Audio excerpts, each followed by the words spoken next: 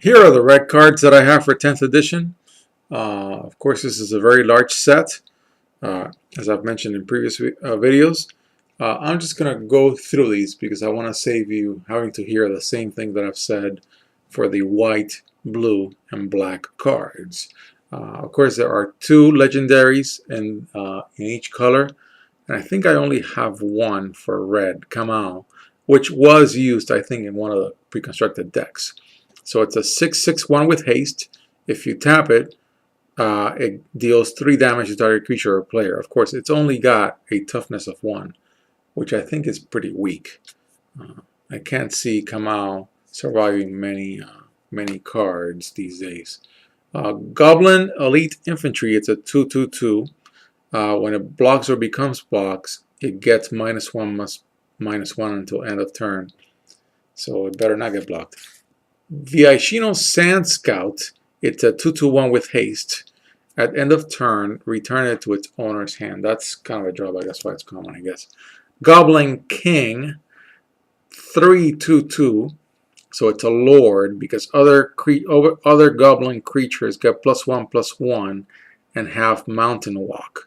They're unblockable as long as defending player controls a mountain, which I think has been amended to mean it shares a color with it, because you could have a red-black something on the other side.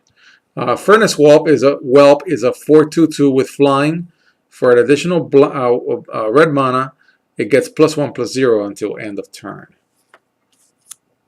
Viashino Runner is a 4/3/2. It cannot be blocked except by 2 or more creatures. Flame Wave Invoker is a 3/2/2, and for a whopping 8 mana, it'll deal 5 damage to target player. Boy, if you have that much red mana, you're probably not playing Red Deck Wins. Uncontrollable Anger is a 4-drop enchantment aura with flash, and the enchanted creature gets +2/+2 and attacks each turn if able. Fists of the Anvil, very old school artwork. 2-drop instant, target creature gets +4/+0 until end of turn. That could be useful. Threaten, it's a 3-drop sorcery, uncommon. Untap target creature and gain control of it until end of turn.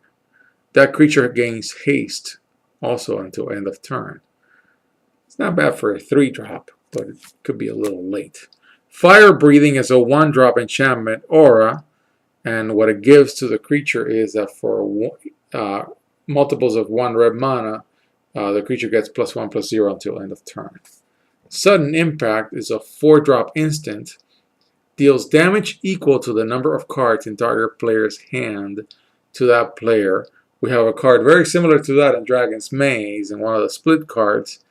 It can be useful, but it's very limiting. Anything with number of cards in hand can be very limiting. Earth Elemental is a 5/4/5 vanilla. It's got a gigantic flavor text, but it's just a vanilla card. There's nothing in it. 4 abilities. Stun, 2-drop instant. Target creature can't block this turn, and you get to draw a card. Not bad. Duct Crawler, 1/1/1. For 2 mana, target creature can't block Duct Crawler this turn. Not terrible. Spitting Earth, 2-drop sorcery. Deals damage equal to the number of mountains you can control to target creature. That could be good in the late game if you've got something you want to kill. Demolish, classic land destruction. Destroy target artifact or land, and it's a 4-drop. Spark Elemental is a 1-drop 3/1 with trample and haste, and at end of turn sacrifice Spark Elemental. Sort of a variant of other cards in red that do that. Cryoclasm, it's a 3-drop. Destroy target plains or island. Cryoclasm deals 3 damage to that land's controller. It limits you to 2 colors, but that's pretty good because it's 1 less mana than Demolish. Smash, 3-drop, destroy target artifact, and again you get to draw a card. Cone of Flame, 5-drop, deals 1 damage to target creature or player, 2 to another, and 3 to another. So that could be really nice, especially in multiplayer. Shock, classic card, instant. Shock deals 2 damage to target creature or player. Bogarden Firefiend is a 3/2/1. When it's put into a graveyard from play, it deals 2 damage to target creature. Not bad. Shivan Dragon was part of one of the votes that was done for 10th edition. And I think in that particular case, if I read it correctly, they gave players a selection of like 15 dragons. And Shivan Dragon is the one that won that contest. 6/5/5 with flying. You add 1 more mana, red at a time, and it gets +1/+0 until end of turn. Bloodcroc Cyclops, 3/3/3, and it attacks each turn of Evil.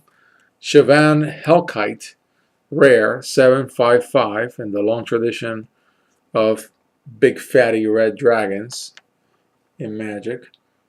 It's got flying, and for 2 mana, it deals 1 damage to target creature or player.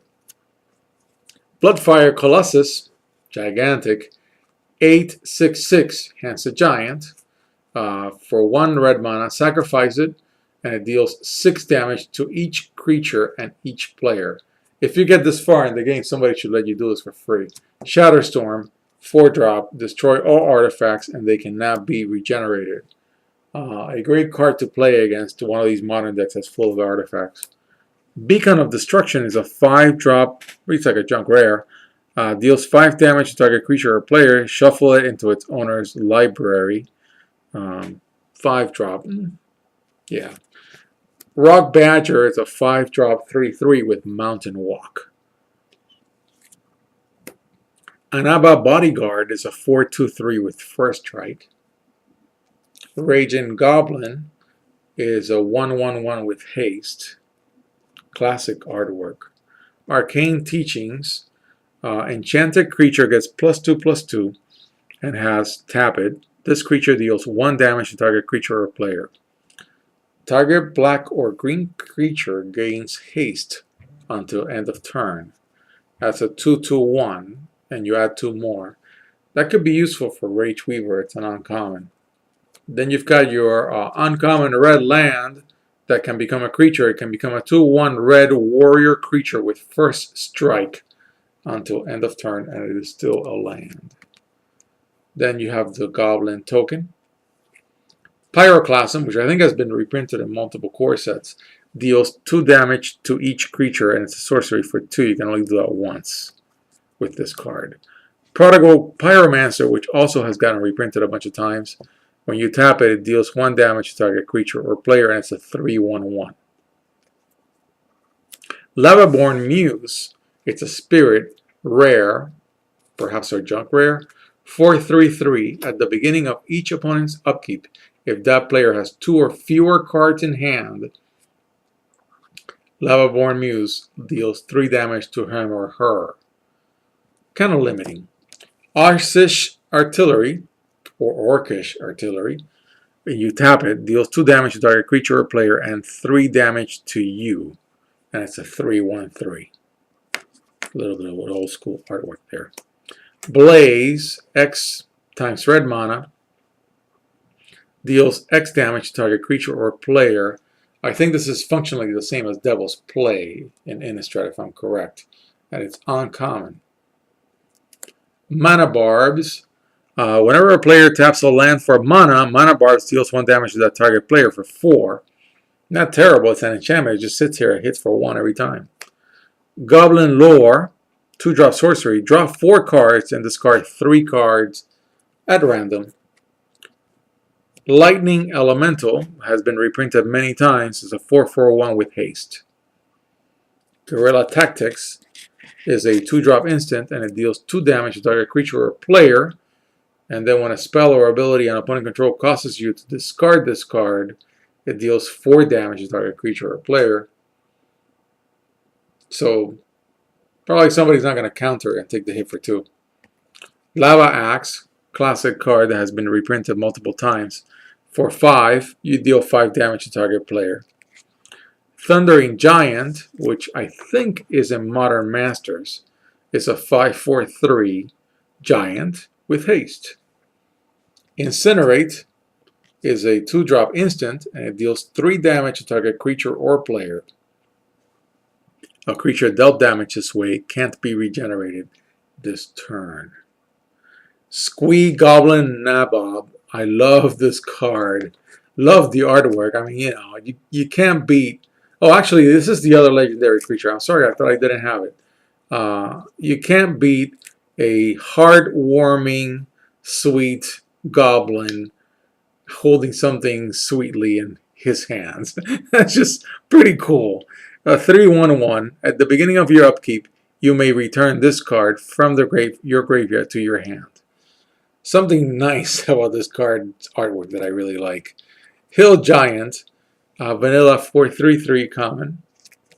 Wall of Fire, which has been reprinted multiple times. It's a 3/0/5 defender, and if you pump it one at a time, it gets +1/+0. Goblin Sky Raider, a goblin, 3/1/2 with flying. Warp World, which is going to take me half an hour to read the text. So I'm going to put it aside and see how much time I have left, because I already almost ran out of time in the last video. There's so many cards in 10th edition. 2/2/1 Goblin Vanilla. Here's a foil mountain from 10th edition. And here's a foil Bogarden Fire Fiend. And I think this is one of the first cards that I showed in this pile. So I should have it handy. And if I don't, then I will waste more time. Yours. Oh, here it is. There we go. That way you can compare the foil and the regular card. Then I'm going to take out the foil and then try to read Warp World, which has to be a junk rare. I mean, look at that paragraph. Warp World. If you were playing against somebody who'd never read this card and you dropped it on the board, I'm pretty sure your opponent would be like, oh, come on. Am I going to spend 30 hours reading this thing? Each player shuffles all permanents he or she owns into his or her library, then reveals that many cards from the top of his or her library. Let's just say you shuffled 10. So there's 10 cards. You got to reveal them.